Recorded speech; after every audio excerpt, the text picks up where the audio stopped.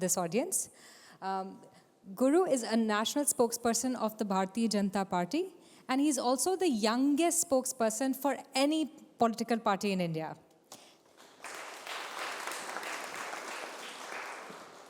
Additionally, he's an assistant professor of law at Patna University. He's a regular columnist, he's an author, and also a serial entrepreneur. But the most important attribute about his personality is that Guru is a leading Dalit intellectual. Through his many enterprises and the many things that he's involved with, he is trying to bring a paradigm shift in our understanding of caste in India, social justice, and inclusive politics. As the themes of DEI become ubiquitous in the West and also contentious, I would like to open this conversation with Guru's view on how DEI can be seen in the Indian context. This is fine. Thank you so much, Shruti, and it's an honor and privilege to be speaking to all of you friends here at this very historical venue.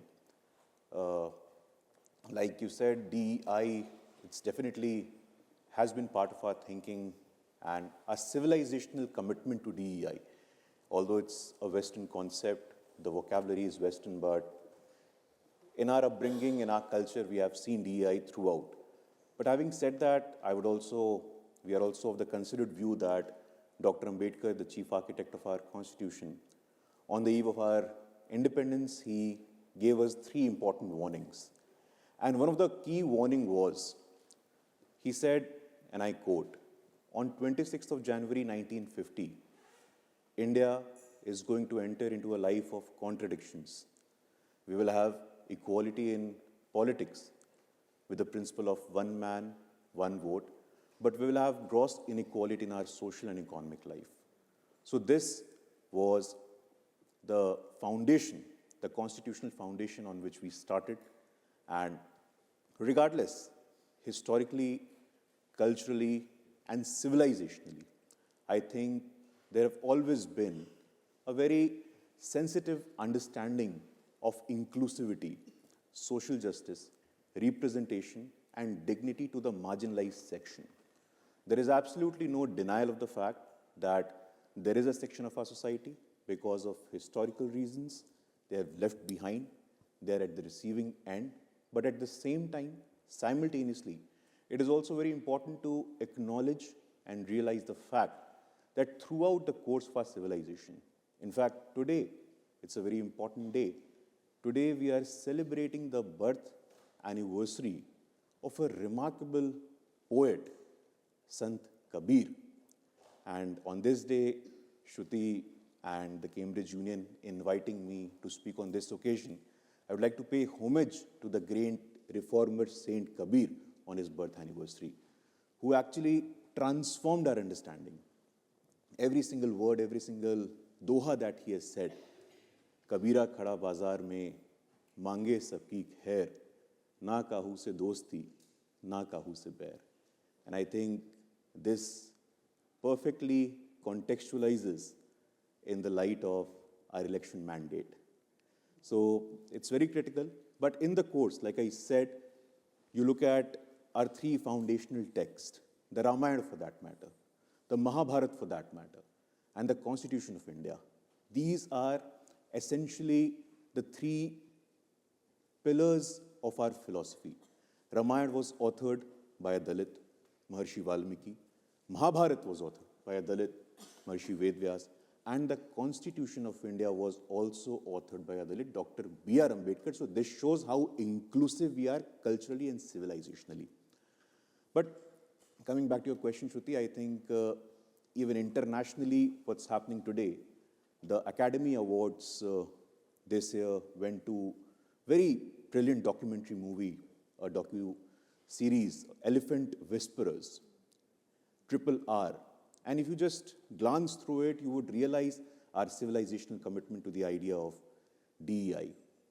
Similarly, these days you see a lot of observations by the diplomats, the Sri Lankan High Commissioner in India and the German ambassador, Dr. Philip Ackermann. They have time and again reinstated their belief what they are witnessing in the inherent inclusive outlook of India. What is most striking is that, and the most notable part of, our domestic policy is also being aligned with our foreign policy. And it shows poverty elimination, housing for all, sanitation for all. This is very crucial and very critical. I was listening to the previous speaker and I realized that she also mentioned that how a massive transformation is now happening in India with the first ever tribal woman reaching the highest constitutional office in the country. It resonates with every single Dalit and tribals, not only in India, but across the world. We see a reflection of ourselves in her rise. So I think that is incredible. The United Nations has also themed one of the social justice years where they have sort of merged ideas of Ambedkar and AI, and that's very interesting, which I think you can go and have a look on. So civilizationally, culturally, politically, Western universities, the Western media might be using the concept of DEI now, but back home, we, like Shruti in my introduction said, that I'm honored and privileged to be one of the youngest ever national spokesperson of any political party, and that too, a Dalit reaching this position. I think it is a sense of reflection that how Indian political system or the Indian understanding towards DEI is not very recent. It has been historical and been in existence for quite some time, Shruti. Thanks. Thank you so much for those wonderful insights. So, as a history student, a phrase that I've heard very commonly is that history has traditionally been written by the victors. And in your influential and seminal work, you sort of shift this narrative by shifting the power to those that have been traditionally underrepresented in history, such as the Dalits, as you powerfully mentioned in your book. So my question to you is, does this cultural transformation reflect the analysis of underrepresented groups in a more fruitful and inclusive manner, or is there still a long journey? And what are some of the steps you think that academicians and even politicians can view these underrepresented groups? No, that's a very important question. And what our book, which is called The Makers of Modern Dalit History, published by the Penguin Random House India, it gives a civilizational context to Dalit history.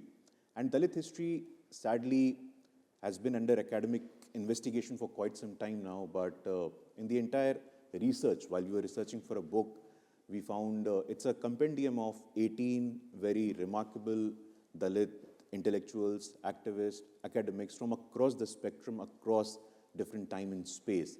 And we realized during our research, and the idea germinated on 14th of April 2015, when we wrote a piece on Baba Saheb Ambedkar.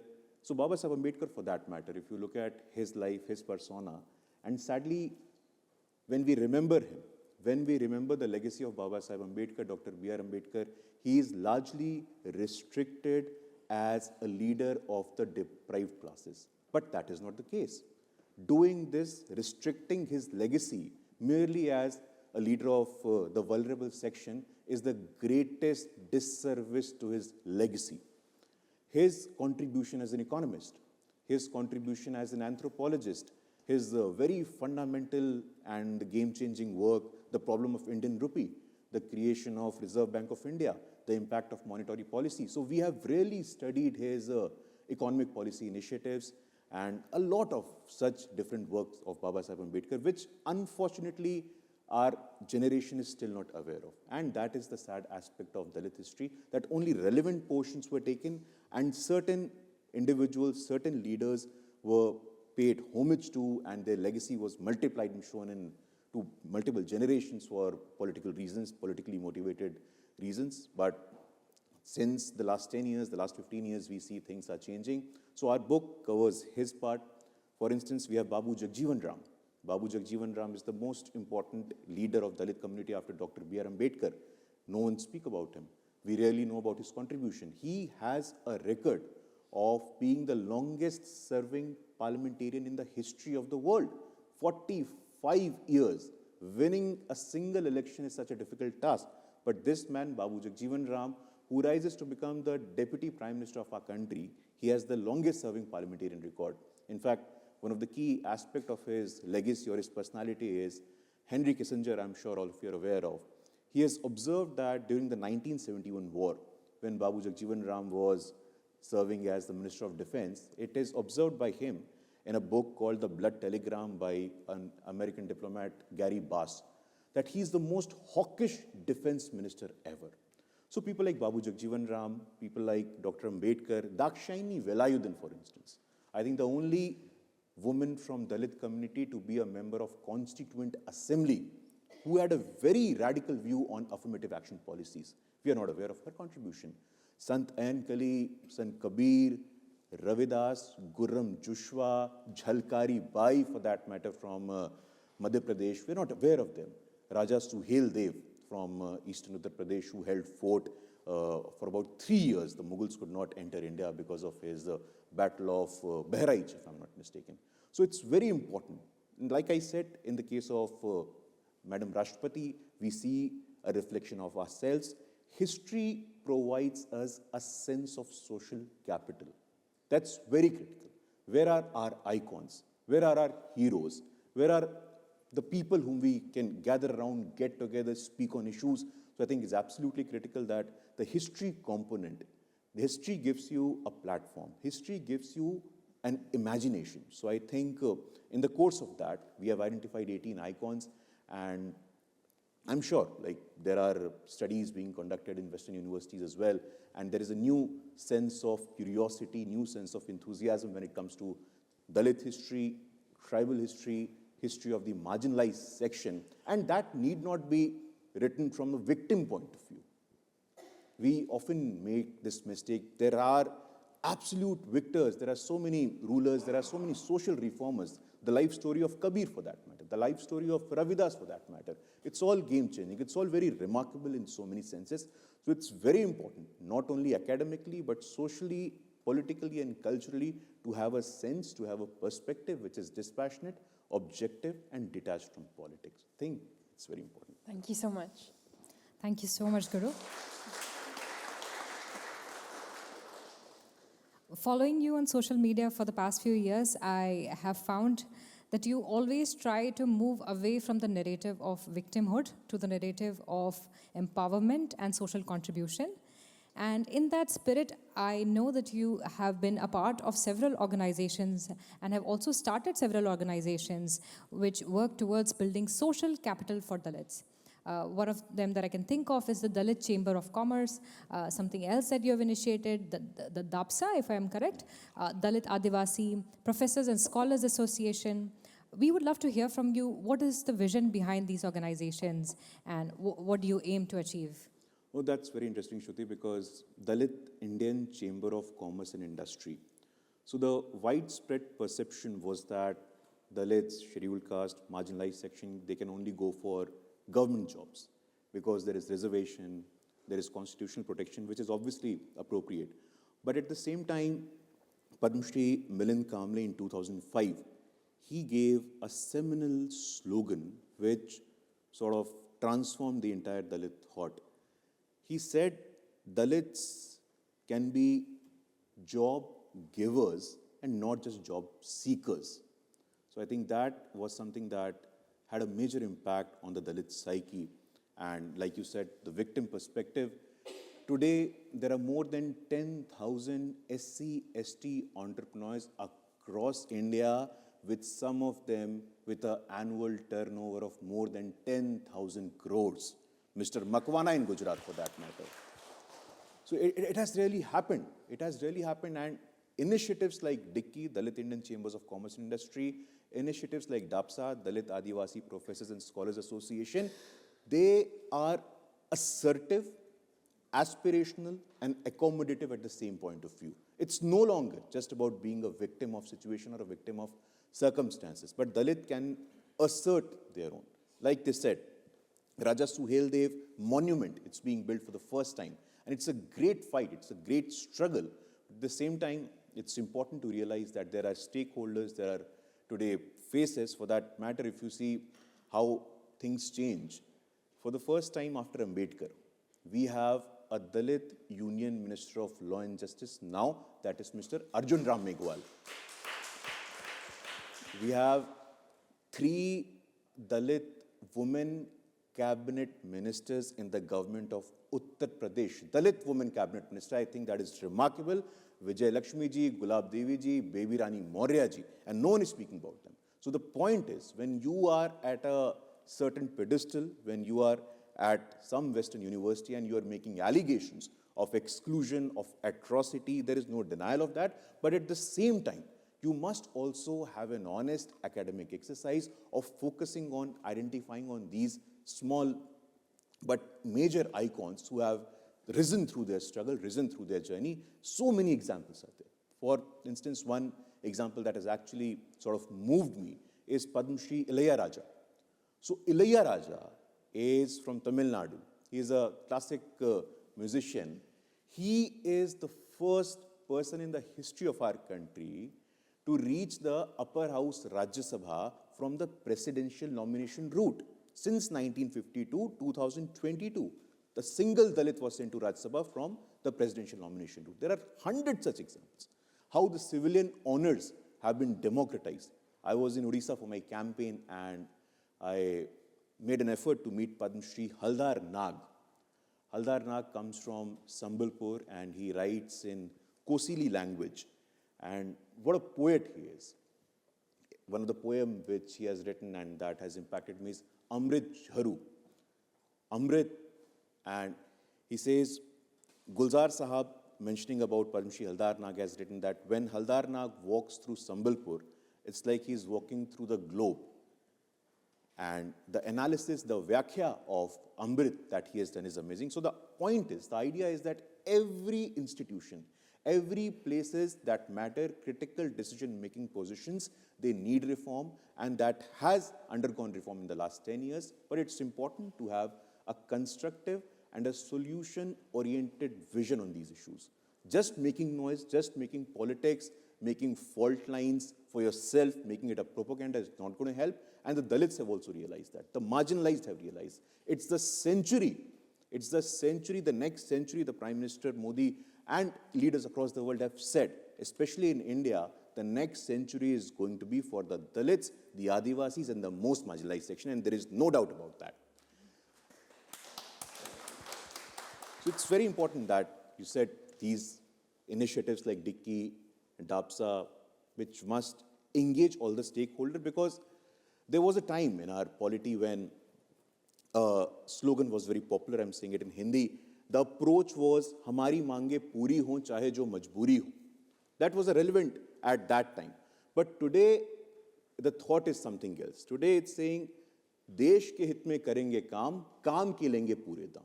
So how Dalits can become active, relevant stakeholder in the new India story. That's I think, is very good. As Shruti had mentioned earlier, you're one of the youngest national spokespersons in India. I was just wondering, as a young leader in politics, what is one message you would give to, let's say, some of the budding politicians, young politicians over here, in order to make the political realm a much more inclusive and safer space? Sensitivity is very important. I think a sense of empathy, and in the course of my career as a politician, as an academic, I've realized that there is a huge difference in being sympathetic and being empathetic. Sympathy could be symbolic, but when you actually realize, you step into the person's shoes, you realize the pain and the lived experience part of it. So I think it's very important for young leaders, aspirational leader, to be empathetic towards it. And second point, which I, in the evolution of my political journey, I've realized that we must not, the sense of idealism with which we enter politics, that unfortunately withers away in the course of politics. There is election, then there are some practices you have to indulge in. That sense of idealism is very critical. That sense of idealism is very crucial. And from my journey, if I can share a message, is that let that sense of idealism live, flourish, and survive if you want to enter politics.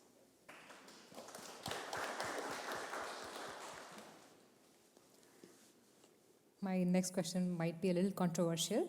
But Guru, I have noticed that what happens is that many a times the narrative on Dalits and the socially marginalized in India is often run by people who do not even belong to those communities, do not have lived experiences, and are mostly sitting in ivory towers, either in the West, in academic institutions like this, or in metropolitan cities in India.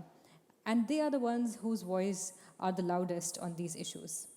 But you are somebody who decided, despite your education in some of India's top universities, to build a career in the city of Patna. So, as a Bihari and as a Dalit, how do you see the future for Bihari and Dalit youth? How do you see the playing field becoming level for them in the future? Well, that's very important. And you must realize that, like, building on to the response to my last question, that the feeling of us and them, I think globally in politics, this polarization that hum or wo, us and them, must diminish, because that is very problematic in our political understanding. As a young Dalit politician, it's very important to engage and have a constructive engagement with all the relevant stakeholders. The problem is that whenever you speak of caste, whenever you speak of Dalit politics, the centrality of the scholarship is fixated on reservation. So for our clarity, it's very important, and that is one of the objectives we wrote the book, that the Dalit thought, the Dalit imagination, Dalit history, Dalit politics is much beyond reservation. Dalit conversation cannot be fixated on reservation. Reservation is a constitutional obligation. Reservation is for dignity, is for equal representation, is for respect and recognition. But the canvas, the universe of Dalit politics is huge. We cannot restrict it. As the next 25 years, I think it is going to be a golden phase of politics for subaltern politics. Dalit Rajniti ka Swarnim Kal. I'm sorry I'm using Hindi words in between, because certain emotions can only come out when I speak in my mother tongue. So the golden phase of Dalit politics is going to be the next 25 years. Dalits have emerged as one of the most relevant stakeholder, as critical voters who can actually vote on issues. They can see a Draupadi Murmu. They can see a prime minister who is not entitled and privileged in this social structure sense. A prime minister who is erstwhile comes from the most humble origins. So I think he's a living example, Shruti, if I can say that. He's a living example of how, in a sense, you have avenues, you have options, you have opportunities where Dalits or anyone from the marginalized section can go on, venture with a sense of empathy, a sense of engagement, constructive and solution-oriented, and having a forward vision, not going backwards. Thank you so much for all of those wonderful insights. I think we'll open the question to the audience. Yes?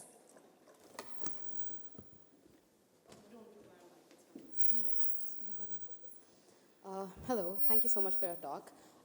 My question is about the current cabinet of PM Modi. How in the current cabinet there was no Muslim minister sworn in for the first time in history. How do you think this would then shape the idea of inclusive politics in India, since a very significant minority is not represented? Your good name, ma'am? Ananya, I'm doing development studies at Cambridge. Thank you so much, Ananya. That's a very important question. And I think going beyond the symbolic optics, or what I say cosmetic part of it, it's very important that real work is happening. I think in the last 10 years, 40% more Muslim women are going to higher education institution. For the first time, we have a backward Muslim from Jammu and Kashmir, Syed Khatana, entering the Rajya Sabha. For the first time, we have a Pasmanda Muslim, a backward Muslim, joining the Uttar Pradesh cabinet. So when we speak of Muslim, that's very important, that's very crucial. And I agree with you that even if symbolic, it's important. But at certain levels, one of the founders of the Bharatiya Janata Party has been Sikandar Bakht. The President of India, Abdul Kalam ji, was the President of India when the Bharatiya Janata Party was in power. So it's very important, I keep on repeating this, that we have to be dispassionate, we have to be objective, that only you have an option of giving cosmetic representation and at the same time working for the community.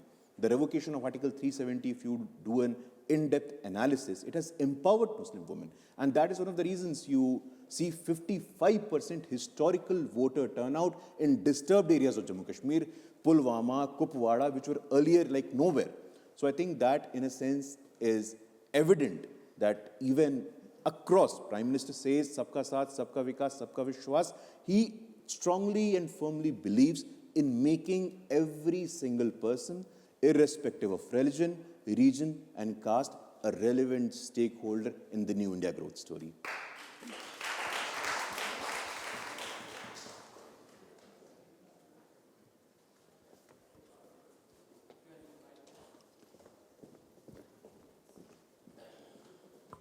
Thank you, Dr. Paswan.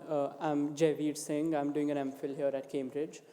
My question is related to psephology. The recent election results saw your party's debacle, if you so call it, in Uttar Pradesh because the Dalit vote shifted en bloc to the India alliance. What are your analysis about you not being able to reach out to the Dalit community? Can I have a good name, sir? Javeer. Javeer, so you are a student, and I think when we make sweeping statements, it's better to have an academic response to it. I think Dalits have not boycotted the BJP. It's the BJP actually, historically, like I gave you the example of 3 Dalit women cabinet ministers in the history of our politics in Uttar Pradesh we saw. And obviously, there are parts of social engineering. So in parts, I would agree with you. But social engineering wise, the ticket distribution and the selection of candidates, these are certain issues which, as the world's largest political party, we have that mechanism. We have already constituted committees coming out with reports, seat by seat analysis on what went wrong. But it is best avoidable to make a comment that this community deserted us, that community deserted us, when as a political stakeholder, when as a voter, you realize that you vote on issues that matter. So I think Dalits, and when you say Dalits, Javeer, it's a conglomeration of more than 100 castes. So which caste went what way? I think that is something which we need to examine deeply before having a sweeping or a generalizing statement like that, Javeer. Okay, we have time for one more question. Yes.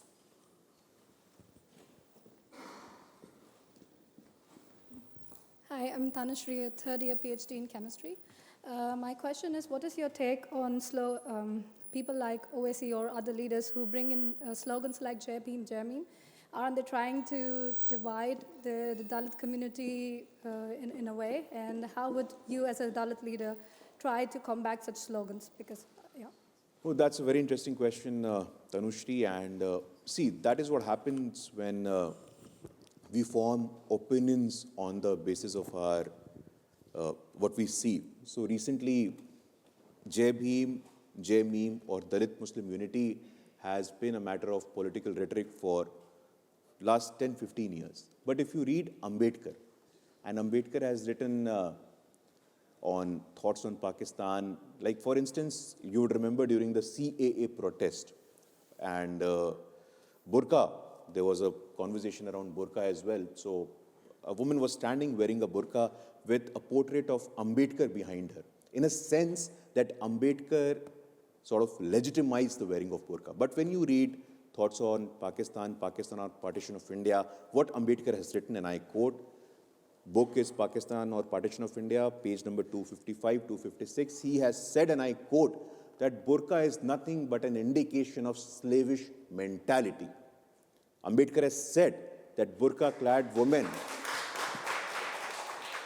Ambedkar has said that burqa-clad women walking on the streets is the most hideous sight. So we must academically explore. I think having a portrait of Ambedkar and then saying anything left, right, and center cannot legitimize it. It's a political slogan. It's an experiment that has failed. It never had a shelf life. But often you would see that There is a thought, there is an imagination of getting them together, but Mayawati ji tried it in 2017 election by giving 91 tickets to the minority community, so that did not work. But they are politicians, they are stakeholders, they'll keep doing something or the other. With that, we come to the end of the session. Thank you so much, Guru. Thank you. It was